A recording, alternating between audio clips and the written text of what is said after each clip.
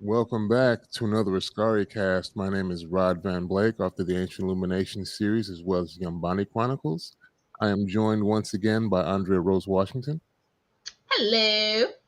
She is the author of Adlithia, Elendil, and Almond Tree's Magic. If you like science fiction and fantasy stories, go check those out as well.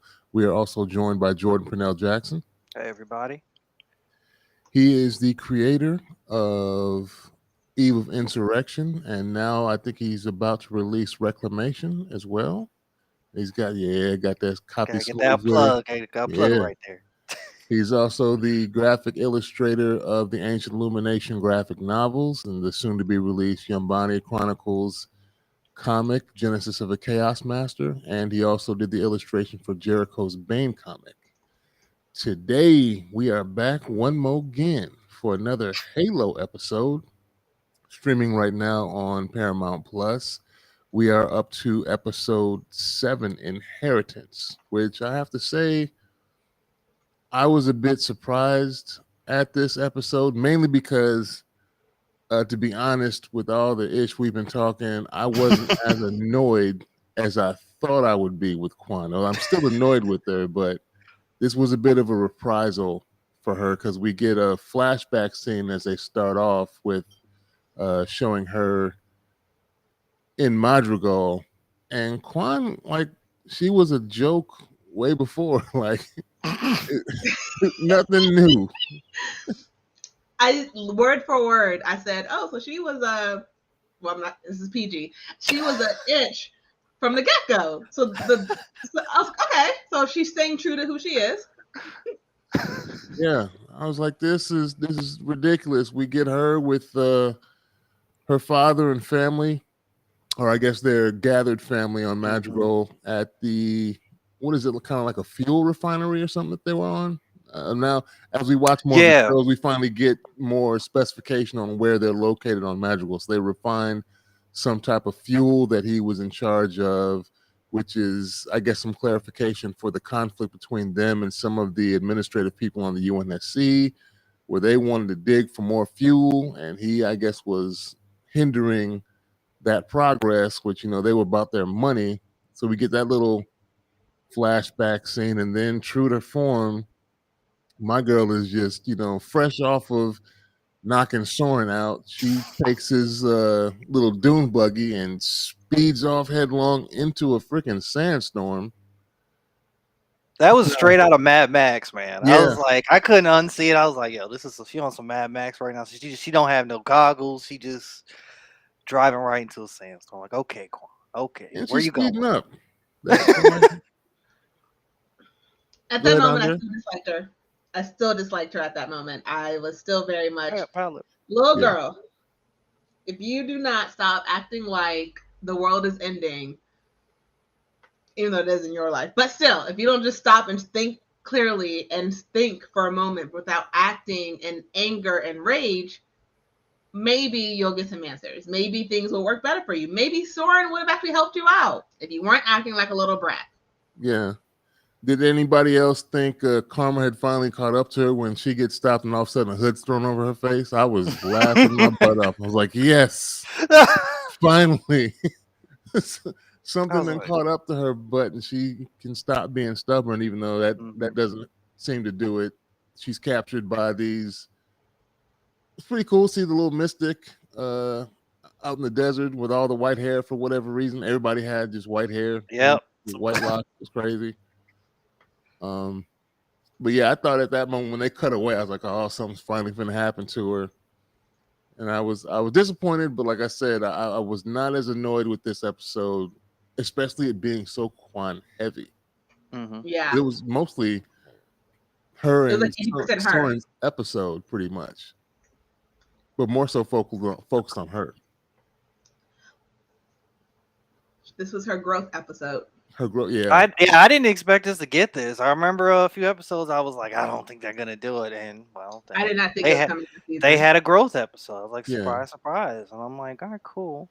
This is cool. Well, yeah, and I was kind of surprised that it ties in to the other story that we've been given with Soren with Master Chief. It loosely ties kind of it wove it into the rest of the quilt of the storyline nicely. We get to see Soren holding court basically back in his asteroid belt after escaping from Madrigal. I was slightly disappointed that I didn't see exactly how he got off Madrigal. We just Exactly. Yeah. Like rewatching it, I'm like, he's just like, yeah, I had to flip the plane, I had to roll the plane, whatever.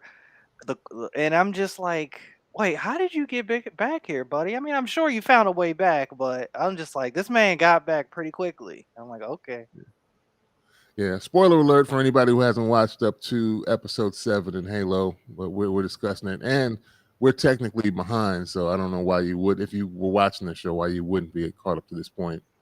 And Quan is just constantly banging her head against the wall, and she's the same way even after they finally stand her up in the desert with the Mystics, and she comes off as still trying to be super demanding at first, and then she realizes I have no say. Don't touch that. You're a prisoner, honey. Stop talking. Yeah. She was talking crazy, trying to be like, I took down a grown man. I'm gonna take y'all. Like, calm down. I'm like, you're not gonna fight these women. You're not gonna fight this black woman. You're not gonna fight these women with these And white when? hair in the middle of the desert. They gonna smack you up. I'm like, you better chill out. Yeah. It was pretty funny episode for certain parts. And we can still see that Vishnu still wants her dead, even more so after the Mystics got to her, because in his opinion, he's like, well, the Mystics are what turned the father into what the father became.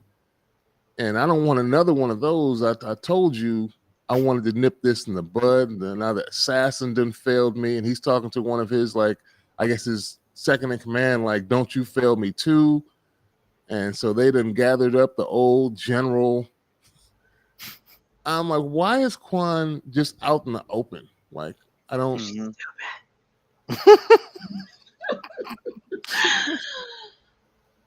Vishnu still wants her dead, and Soren. We see that Soren has a hater back home that wants his spot. That was pretty funny. Like, Oh my god. oh boy is like, I need to have more of a piece of the pie. You know, he's got his suspicions up. Like, there was a nice little bounty on old girl's head. I had a plan for a nice little heist we could pull off, and you just run off with the girl. There's no bounty. There's no girl. You done lost your ship.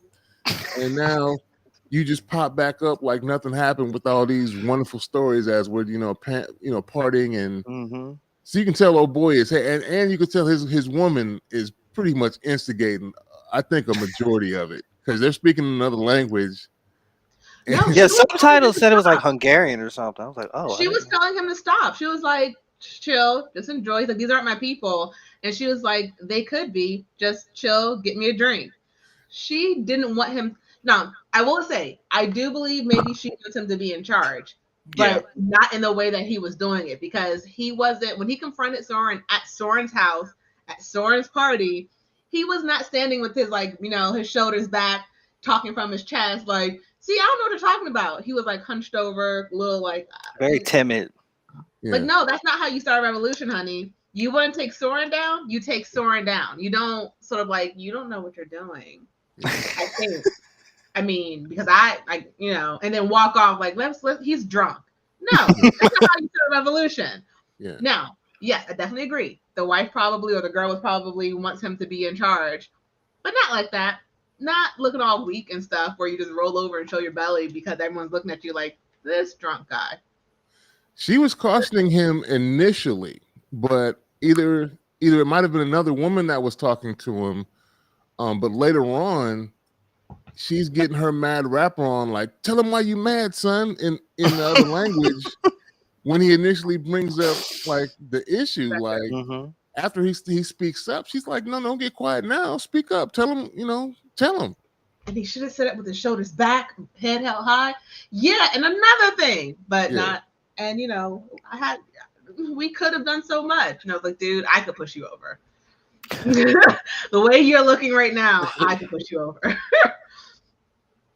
Yeah, and then at the end of that scene, which I didn't fall for it, but later on, Soren makes it seem as if he's really open to this alternate score that was shut down. I was like, I wasn't falling for that. I was like, oh, that sounds like a setup to me.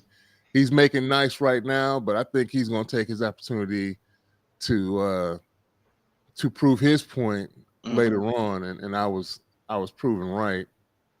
But it was cool to see him back. He had his little snakeskin suit on. He had a little vest and pants on. He was, he was sipping his wine with the wife, and that's at first that's what a girl was telling. I don't want the character's name is, but she was telling him, yeah, you need to relax. This is a party. Enjoy yourself. This may not feel like your people, but if you relax, they could be. And I imagine it's got to be like when you're out in space, similar to being like out at sea on ship. You become a close knit family because there's no one else really to kind of vibe with. Like you all you got. You stuck with them people, so you can't be ruffling everybody's feathers and run the risk of somebody shooting you out of an airlock later. Because I mean, you in space. On an and it's not even like a whole planet. They got like a loosely strung together comets group of asteroids in some unknown place that the UNSC obviously doesn't know where this place is somehow. What were you about to say? So I know he said how Soren wanted to know about that idea. When they got on, did anyone else think when he was like walking to the little ship by himself that it was going to fall off the track? Yeah. When they showed that little hole, y'all that are funny. Aperture, yeah, I did think someone's gonna shoot him out of that little aperture right there. It was gonna widen out, and all of a sudden he would just be in space by himself. Like, Like I definitely saw an issue coming with that little ship until the arm stopped him. I was like, oh, so Soren's not going to kill him there. Okay. I definitely thought Soren was about to just, okay, oops, an accident. It fell off the rail. You're shooting into space. No, someone help him. Yeah.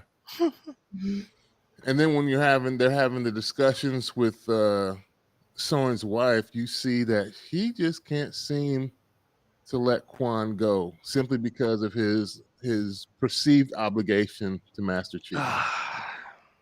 Like she's gone now. She's down on the planet, let it go. And he was like, I made a promise. And I'm like, oh man, here we go. Not this. I was hoping he would just, leave her to her own devices. That's what I was hoping. In the back of my mind, like, yeah, she bad. You Billy badass now. You done downed a grown man and all that, and you're gonna start some revolution on your own with nobody help, despite everybody telling you the revolution is done. It's a done data. Leave it be. I was hoping he was just gonna let it ride and take care of his own and deal with his own people and not go back to Madrigal. He had So I did something I don't like to do, but like I had to like read ahead and fast forward to see what that ending was going to be because I was like either that or I'm not watching the rest of this episode. Really?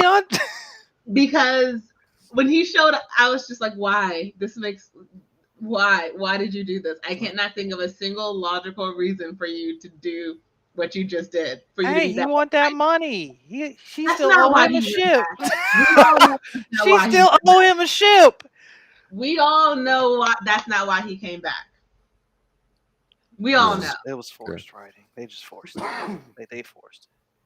It was that obligation to Master Chief that he really doesn't, like we had discussed previously, really doesn't need to honor because, to be truthful, Master Chief, you don't owe him nothing. After you gave me 5 minutes. Now you got not the 5 minutes. Yeah, the 5 minutes, and now you done gave me this other burden I have to keep up with, and it's becoming a pain in the ass. I'm lost me a ship. I've been stranded out in the desert because she knocked me out with a taser. Yeah, I'd have let her go. She'd have been caught by Vishnu because I wouldn't have came back, and Vishnu would have showed up at the fuel refinery and clapped up Quan, and that would have been the end of that storyline if I was Soren. I'd been chilling in my little snakeskin suit with my lobster arm. Now that would have been it, man. You got the little, the West Side hands go. That would have been the end of that storyline. I would let that ride. What are you thinking, Jordan? I just I stick with it for the sake of just like what I want to get to the end of Halo, but it's like Soren needs to stop. They're kind of like writing him into that corner of being that like token black character who's like borderline almost like the black savior magical Negro who's like, all right, I've been tasked to to have this obligation due to John, and I have to do this. I'm like, you like y'all been saying, they don't, he doesn't owe him anything. And I'm like, just let her go, bro.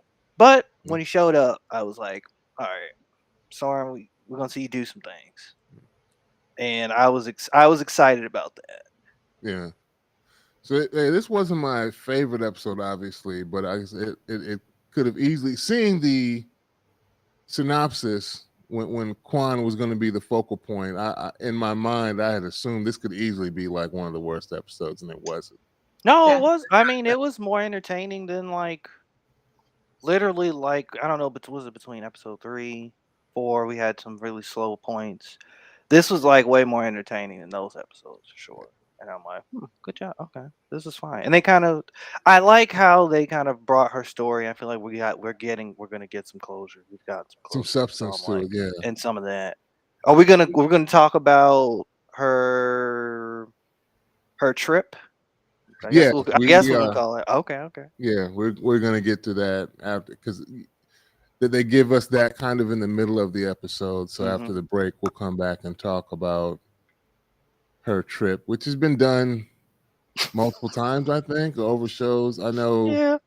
Andrea's not too into Star Wars, so I don't know if you've watched Boba Fett. But they did kind of the same thing with him, just or the walkabout. It's an old trope of Yeah. like you get in I this.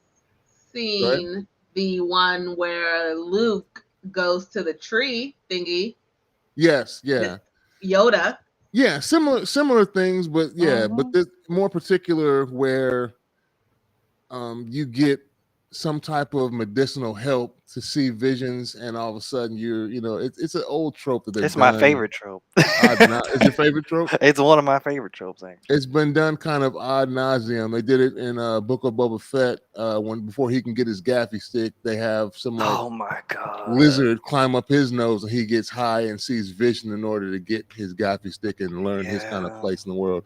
So yeah, it's kind of a trip. They do it differently here, but it's the same thing literally when she goes to the mystics in the desert. So I guess we can actually take a break now and then come back and get to our Quan goes on their little mystic journey. We'll talk to you in a second.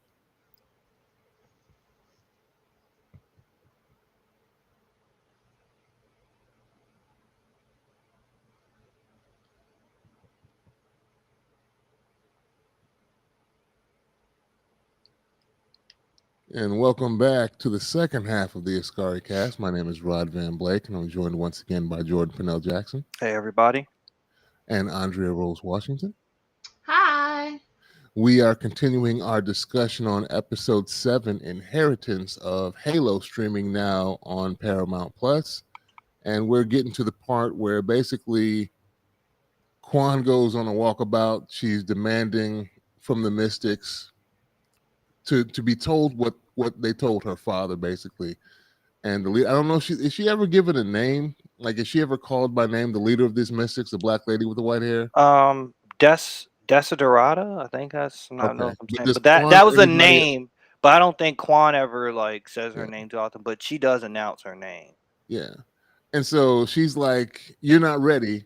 And of course, she begins to storm off, and stubbornly, Quan is like, "I'm here. I done did my thing. I done whooped up a Spartan." Basically, is what she's trying to tout herself as this badass. And she's like, "Oh, you think you're ready? All right." And she goes in, and she did some weird thing where she turned like flame into water, and in her hand, and dips it in a little chalice, hands it to her.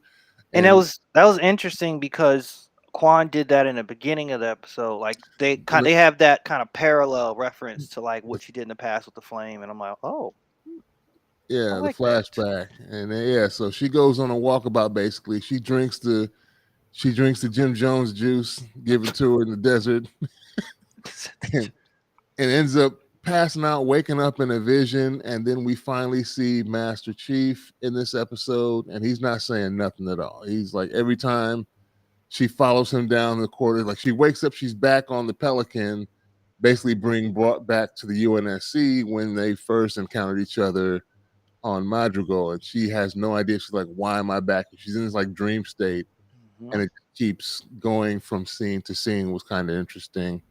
And I was laughing. Me too. Go ahead, Andrea. I have to say, before the walkabout, when Quan was like yelling at everyone, when the lady told her that, you know, she wasn't ready, I just really wanted to see her sort of like, I'm not advocating for violence, people, but I would have liked her to pop her in the mouth. It was like, you need to have some type of respect. Like, Beating on little kids. No, see, I'm not advocating for violence. Quan was being very freaking disrespectful. And then you wanted a nice backhand? Is that what you wanted? Not even a backhand. Not like even a backhand. A light touch of like, really? watch who you're talking to. You said a light touch. Like, you searched for us, but enough to where Quan understood you needed to chill that attitude. Yeah. Like, before you like understand where you are, you need to be a lot more respectful. Or you walk into my house.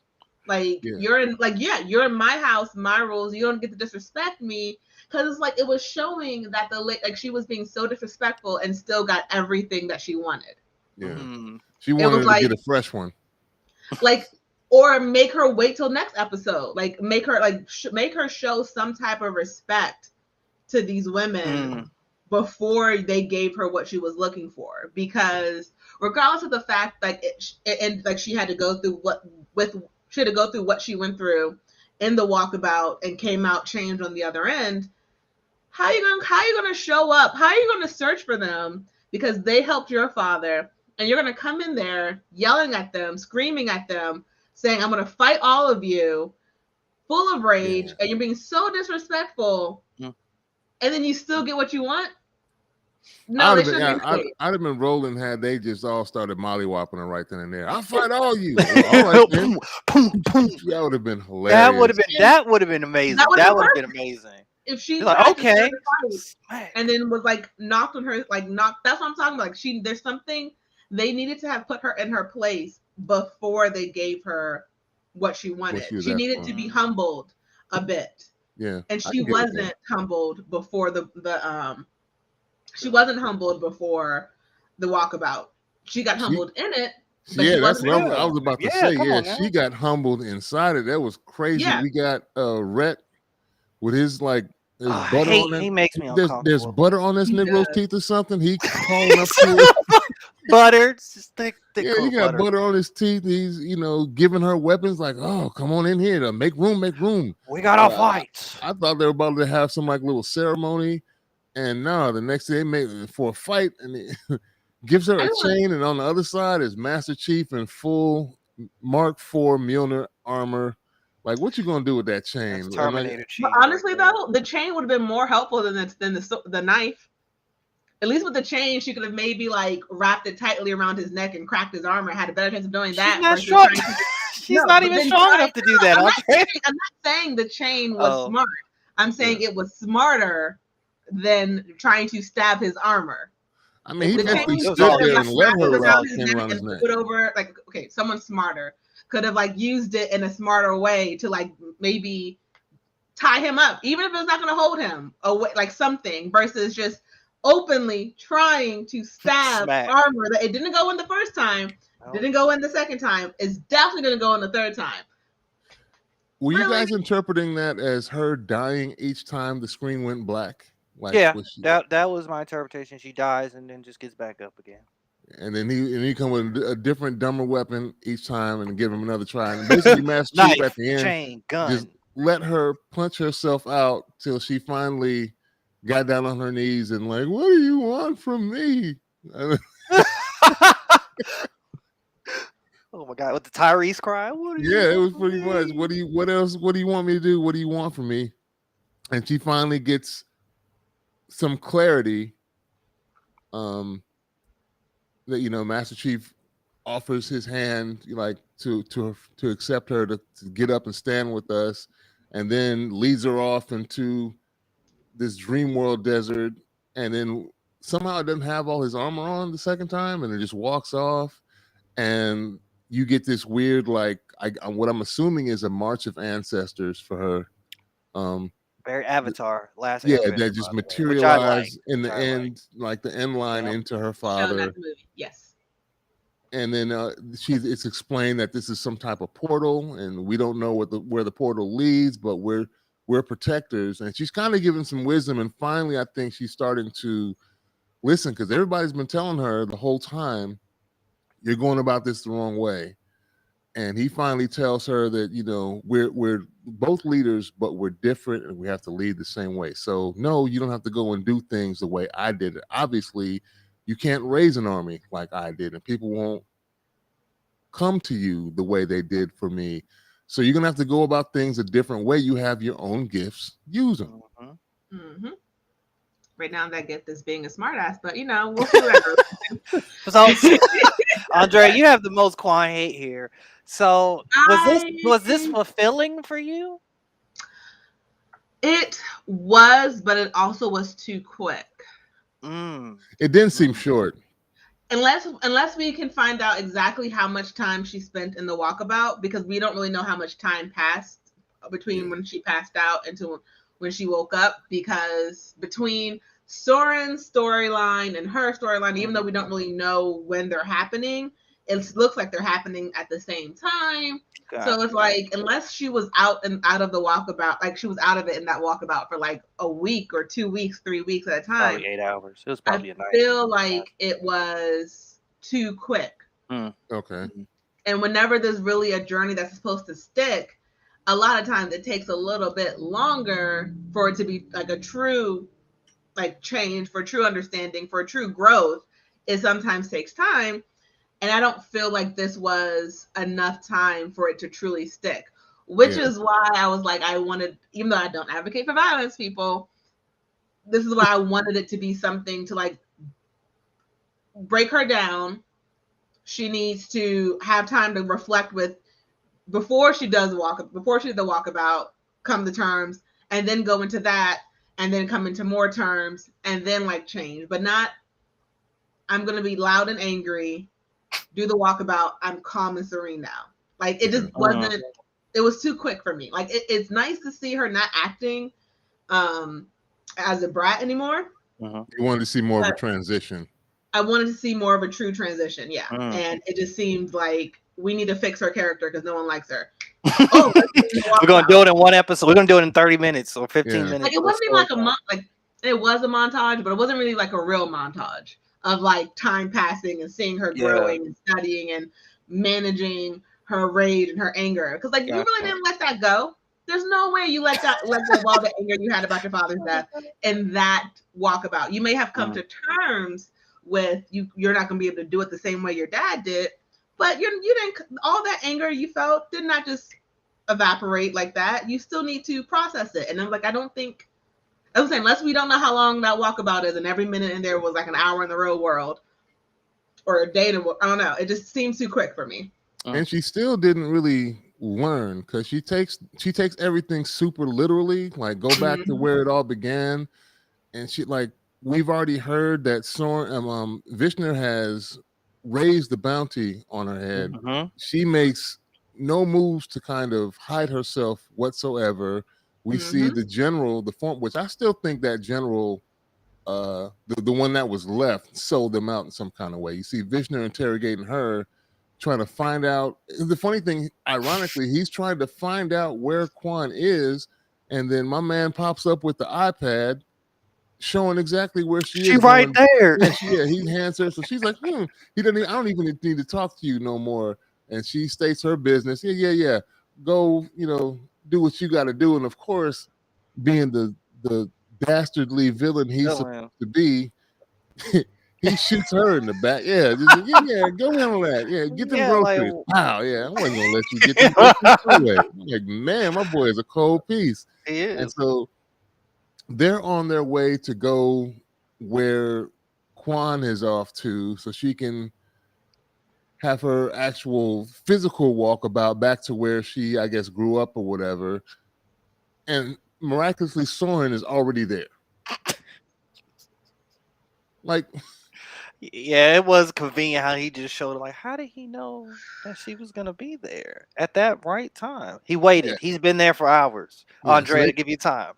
yeah, Because he's like, if I found you, Vishnu can find you. Well, how'd you find her? yeah, How did you find her, dude? Because Vishnu found her through a satellite, which either he was still just tracking that area and hoping she would go back, or he had a satellite that could track her but didn't track her until that very moment.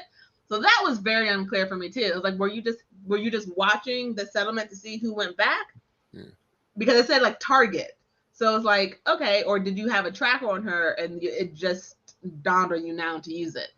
I'm thinking maybe there's like constant surveillance on these dig sites or the fuel refineries because they're supposed to be super valuable. So it makes sense that they would have surveillance on an asset on the planet. That's mainly why they're there. We want to dig up these resources, and my boy was not letting us dig them resources up, which is kind of confusing because like it was the gas refinery thing was shut off. They had to manually turn it back on. I would think after the main fomenter of the revolution gone, they would have just went in and turned all these things on and just began. Oh, and still mine Digging material. everywhere. Yeah, that was a little weird. They kind of that's a good point you bring up. Like that is a resource they have to give to UNSC, so why not continue to mine for it and keep production moving? So that was a little weird. Yeah.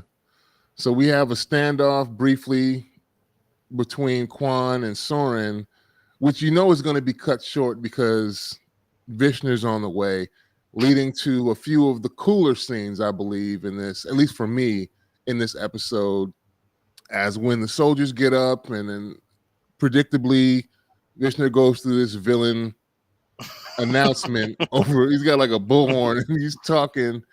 And so we get to see Soren go full on like Batman Arkham stealth mode. He's just whooping up groups of soldiers. He's everywhere. He's everywhere. This black man's everywhere with this hilarious. deformed arm. He's throwing swords he's throwing knives at us. He's doing all types of just messing them all up. And Vishnu's like, man, just find a girl.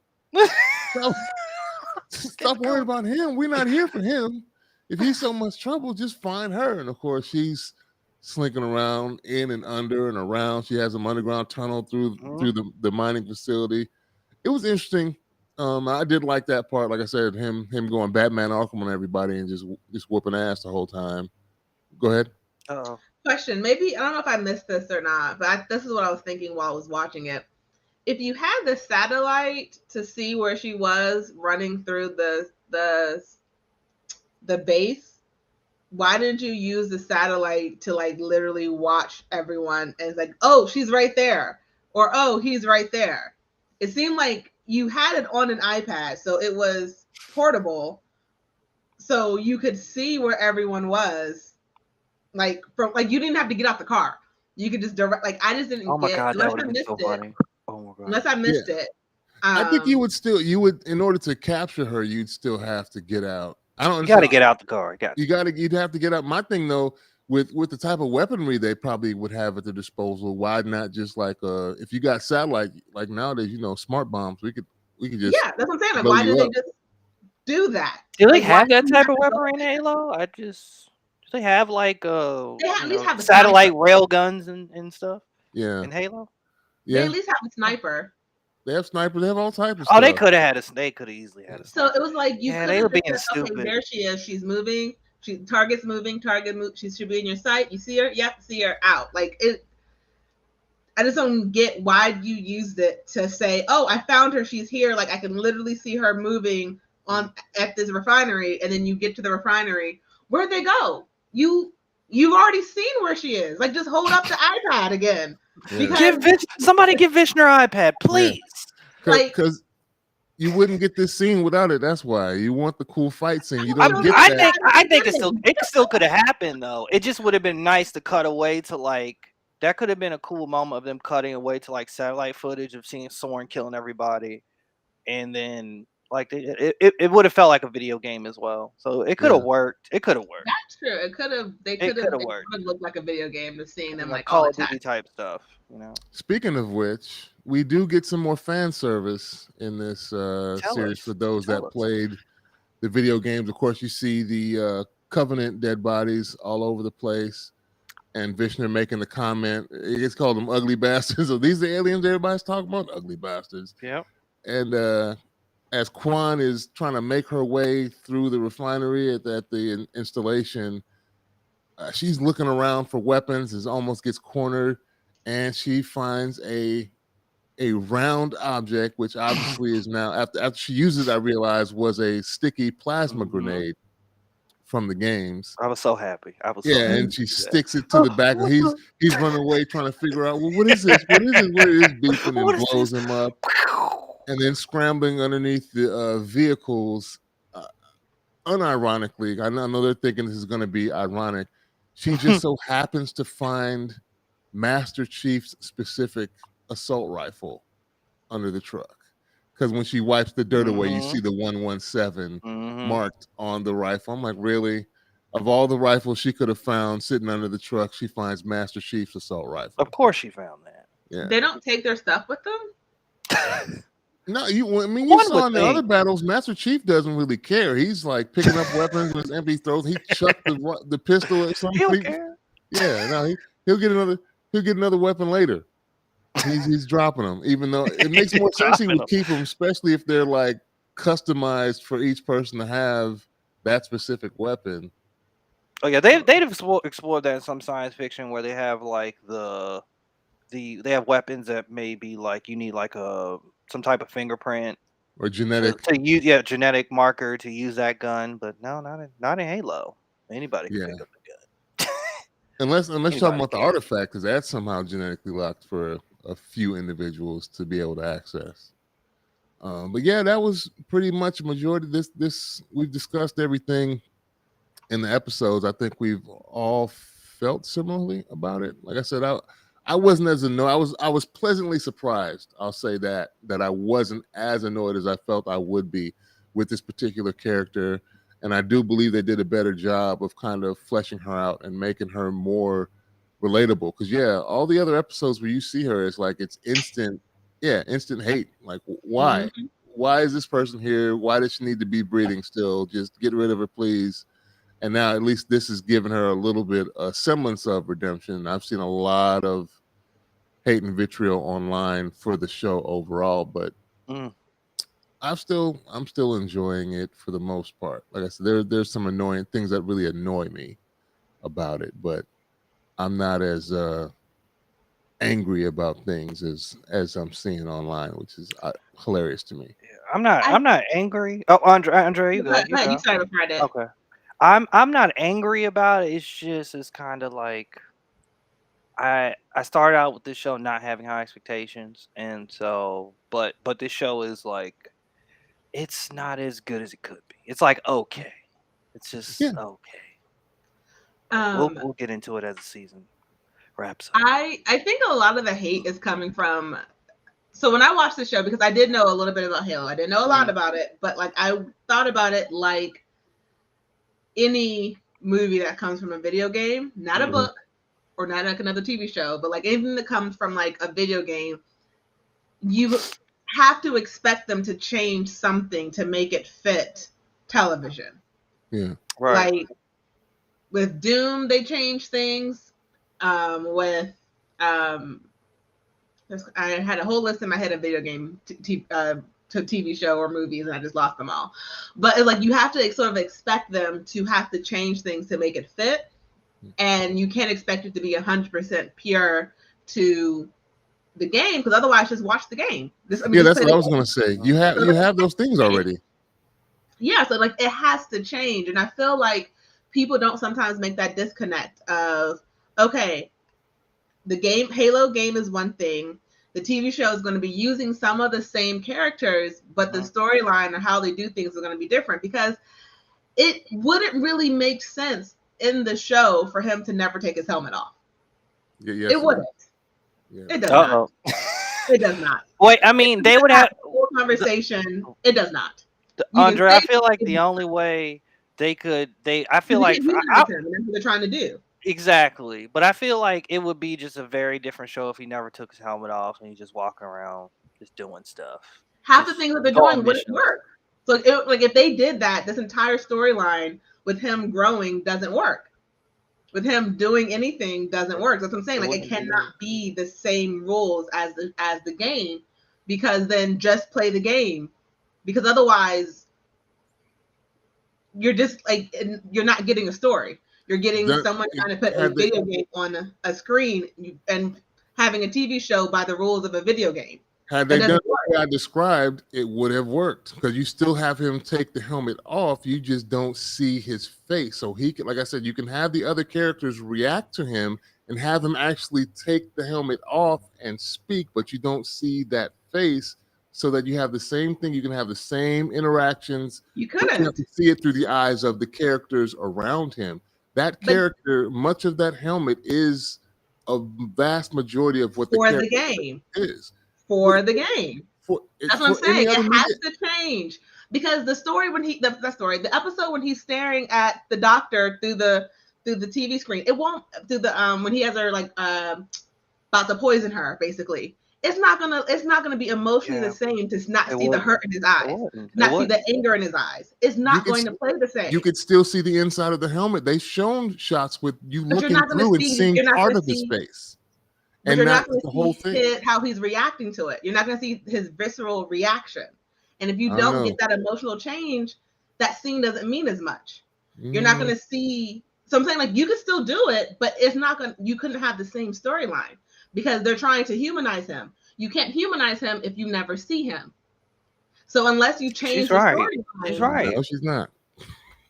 How do you have a humanized character if you still treat him like he's an object? It's the character, though. That's what the character is. For the game. That's what I'm saying. You have to. It's not just the game, though. It is. It's not. I have a question. Hundreds of books and other medium aside from the game that is him. It's in it.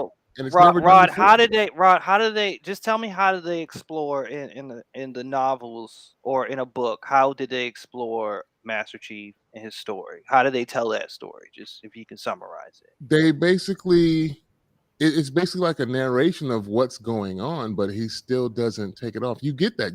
And of course, with words as you're reading them, that's another way to communicate emotion and basically fleshing out of the character in a way that's more in detail than you get with the other mediums. Are they humanizing him in those? Yeah, at times. Does he remove his helmet in the books? Otherwise, they wouldn't. That's odd to me. It wouldn't be such a big deal. But I mean, that's not the only character that was done for. Like Boba Fett hadn't taken his helmet off the entire time for a vast majority of until recently. I mean, he was kind of a side character, background character. He was kind of afforded that, right? They could, My boy has his own trilogy and his own games and his own right. Oh, we know that in the books, but I'm just saying. That's what I'm saying. We're discussing how it was done for other mediums with a similar aspect to it. It can be done. I feel like it would work. For me, it would work better as a movie. If we had an 2-hour-long movie, I could sit through that and watch Master Chief never take his helmet off, or save it to the end. That was my other point. If you're going to do it, it should have more impact and not have been done so early as it was done in this show. It's done in the very first episode. Well, I agree. I agree. They did. I can see they could have waited until a couple more episodes to do that. But I do think for him to have any connection with the audience, because this is a different media and people connect by seeing each other's faces, it wouldn't have a lot of the scenes where he has an emotional reaction to something, besides when he's having like in the middle of a fight and he's worried about Kai and like trying to get to her. But when he's having those one-on-one conversations, if he's in a helmet having those conversations, they don't mean as much to me. Because in my mind, you could literally be anyone. How do I even know you're actually Master Chief? You literally could be anyone. I'm not going to connect with you because I have nothing to connect with. I have a faceless. I'm so angry. Okay, but your face doesn't tell me you're angry. Your face. But now you've diluted the effectiveness of it by taking it off from the very beginning and just showing it the whole time. But I'm saying, like, if I'm agreeing that they could. We all agree on that part. They could have pushed it back. They could have saved episode 5 or 4. Yeah, they could save showing his face to episode 5 and 6. But I'm saying the scenes in which he was emotional, which he was having a reaction to someone, where it was playing off of body language and how he was literally seeing his anger. The scene where he realized that he was lied to and he lunged for the doctor. So when if he I didn't jumps, see his face, I would not have. It wouldn't have mattered as much because you don't. I So don't when see how someone runs and angry. jumps and does a Superman punch in midair, you don't think they're angry at that point? But I can see the hurt in his eyes. I can see the hurt on his face. I can see how much it's affecting him. With just a helmet on, you're just anything to me. You're not. He's not even human to me when he's in that suit because I don't see anything from him. He's in full combat mode. I'm not going to connect that. Oh, you miss your mom and dad. I don't care. I don't even know what you look like. So I think He's you're not right. human to me I unless I think can see him. I think you're right when it comes to most characters, but with certain specific characters, it just has to be that way. Sorry. We agree to disagree. they should have. I mean, with his, I just think that like with his helmet on, I mean, we saw Mandalorian, Yeah. and they did a very good job of showing us not showing his helmet, but like they wrote it very well. So like we 3 cared times about him, in and they however threw a many seasons. baby. They threw a baby in there, which Yeah. was the I never saw the easy part. Mandalorian. That was kind of cheating, but yeah. I don't Yeah, watch the Star baby. Wars. You throwing babies in there? That's already you already got. That was kind of cheating because they played on the cuteness and the that's all that was. They wanted that money. They got us with that one. But like the Mandalorian is a good example of like how they did it successfully. And like but what they did was that like every episode they gave us, it was almost very like we're going on a mission, or it was very action adventure heavy. And it worked for that. And I don't think this Halo series would have like Andrea said, how they wrote it, they were making it slower paced, more drama. And Yeah. that's why showing the helmet kind of had to happen. But had they actually like followed, I guess, the Mandalorian blueprint and just had him doing like maybe we see him like actively going after the artifact on different planets and just like going on missions and fighting Covenant, that probably would have been great. The Halo fans would have loved that. The Halo fans would loved it, and that's probably like we could have sat with that for 3 episodes. Like he goes to every planet. Yeah. In general, this is not as cohesive, I think. And then it's like we kind of hop around with different characters and stories, and so I see why it takes away. Like honestly, like I'd rather this show been the Soren show, to be honest with you. Like Soren, like I feel like Soren is like my favorite character, and he happens to look like me, so maybe that's what it is. Even the lobster arm. Yeah. Yeah. What's that? So like it's what it is, but yeah, they could have for sure. I mean, this could have been done better, but we got to see how it all ends. Definitely more action based. I don't need to see his face. Yeah, exactly. Like if we just watch him shooting, I don't need to see his face. But they're making it more emotionally based. Yeah. Than throwing in action. So that's why I need to see his face. They could have waited like a couple episodes, and before they showed his face. If it's that such of a big deal, they didn't need to show his face in the first episode. Honestly, they didn't need to show his face until maybe if they moved him getting the Cortana thing, because that wouldn't even have made sense with him getting it with us not understanding why. But it wouldn't have made sense, or it didn't have to make sense until he learned the truth about like his parents or something.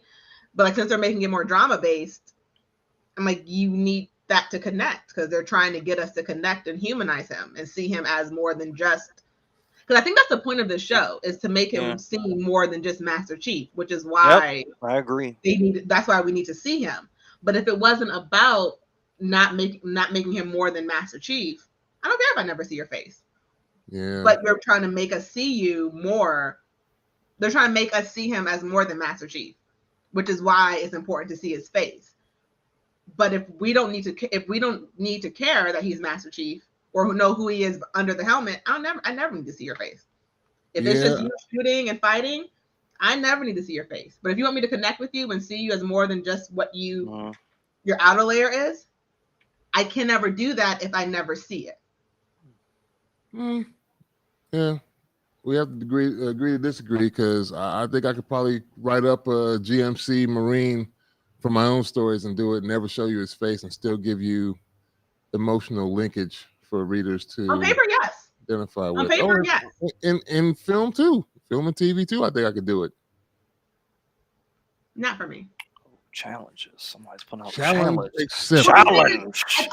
Because the only thing is, if you want someone to connect with not just the character, but with them being human or whatever aspect you're trying to get them to see, but you never get to see that aspect that you're trying to get us to connect with, how do I connect with it? Because how do I know what I'm connecting with? Relatable You want me to see the situations. human It's side not of you, just but it's I not never his see you face as alone human. that does it. Maybe I It's- connect more because I'm former military. I don't know, but I could see it happening easily with the situations you put the characters in and how they deal with it. It has to be written well enough, in my opinion. If you're not going to show a True. character, you have to write it very well. It has to be done very well. I feel like on paper it can be done easily because we picture people in our minds. Right. That's the cheat code for y'all. But it's like same thing, like, if you meet someone online, you want to see what they look like. You don't want to just go by looking at a blank screen. Like, you want to have some type of connection to them. Mm-hmm. That's And the human. That's the humanity in us all. Yeah. And if you want me to see someone as human, but I never get to see if you're human, how do I connect with you? For me, like, how can I connect with you if I never actually get to connect with you? I'm going off of your, as far as I know, you're still Army. You may not even be human under that helmet. As far as, like, I don't know. If I can never see you, I can't connect with you. Even over screen. I don't need to see you in person. 6 feet apart. Man, another one. Thank you guys again for discussing these things with me and the couple of y'all that I see are still on the live. Appreciate you taking the times out of your day Thanks, to y'all. watch our discussions of Halo. Be sure to check us out on Anchor. We'll be dropping the audio from this discussion later, and the podcast will be distributed to Anchor and then to Apple, Google, and like 6 other podcast channels available. Don't forget to check out Trekkie and Beyond. A Star Trek podcast. Discover Discovery with us. Yes, they're going through Discovery with Michael Burnham and Andrea Rose Washington, along with Monica Pinkett. We'll be talking about that. Be sure to check that out. If you're on Anchor and you hit that support button, we would be greatly appreciative of it. It lets us keep going and let us know that we're doing the right thing if you're enjoying our content. And it also allows us to step our game up periodically. Thank you all for your time, and we will talk to you another time. Peace. Peace.